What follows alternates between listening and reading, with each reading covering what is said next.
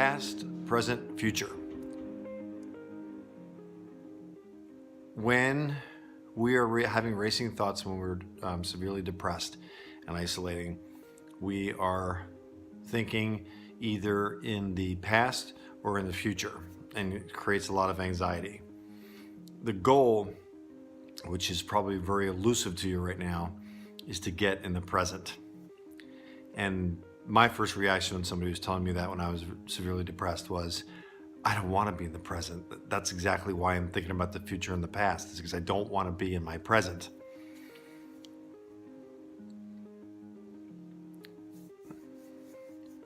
When you think about the past, there's absolutely nothing you can do about it. There's nothing you can do. The mistakes that you've made in the past are in the past. You can't turn them around.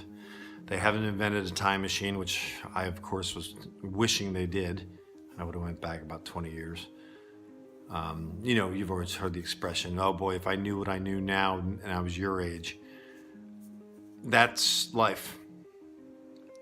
But the most important thing about the present is recognizing that you can't change the past. If you can get to that point where you're like, okay, I screwed up. Yes, I mean, there can be anything from accidentally killing somebody to telling a lie to, I'm just thinking of extreme examples, and lies not really extreme, but lost the house, cheated on the wife, cheated on the husband, whatever you did that you regret and that you judge yourself for. Not being there as a parent like you wanted to be, a situation that was outside of your control, a situation you did not handle well, and you know you were wrong and you know you made a mistake. It's the past. You can't do anything about your past. Okay, so now I've kind of given you somewhat of a limiting thought.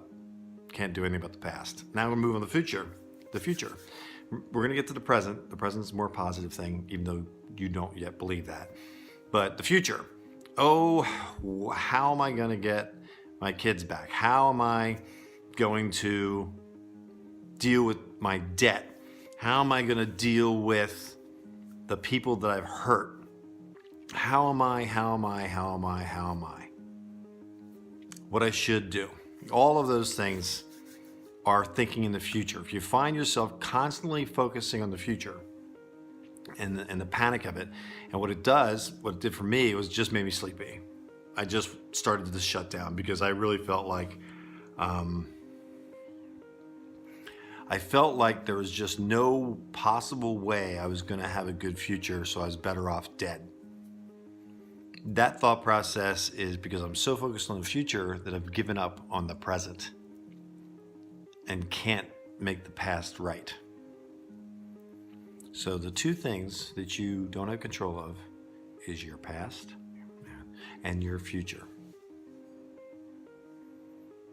The present is when you enter a place where you've accepted where you are.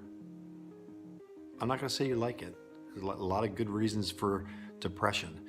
But when you accept it and you're able to be present, you relieve your mind of anxiety and of habitual things of complaining or being in the future or complaining again about the past. I've given a lot of tips on how to be present. How do I be present, Will? How do I be present if the past and the future I can't control? Again, you can control your thoughts about the situation. You can choose to think that maybe there is a benefit from this depression that you're experiencing, that you're not sure what it is, but it will come. And that will instill hope in you, which is you desperately need right now in the midst of your depression. Being present is going out and doing something, taking a walk, moving your body. Again, mentioned in another video.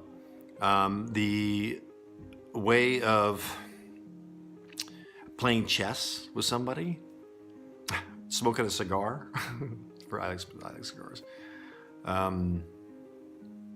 watching television, I don't like. I mean, movies and televisions are a good escape, but you're not doing something physically. You know, you want to try to get your body in motion, and that will be a tremendous support. If you can get out socially, great.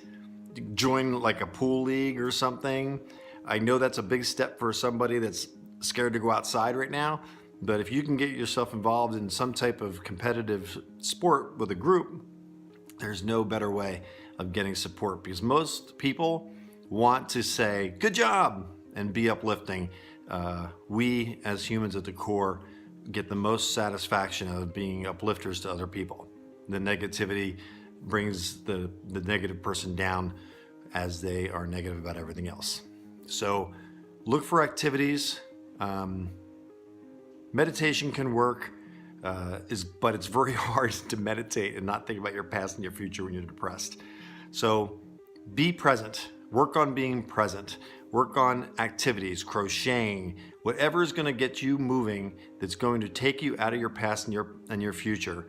Your present is where you need to be to get better. Be present, and you'll start relieving your mind of the negativity and the racing thoughts that you're experiencing in your depression, which they also call anxiety.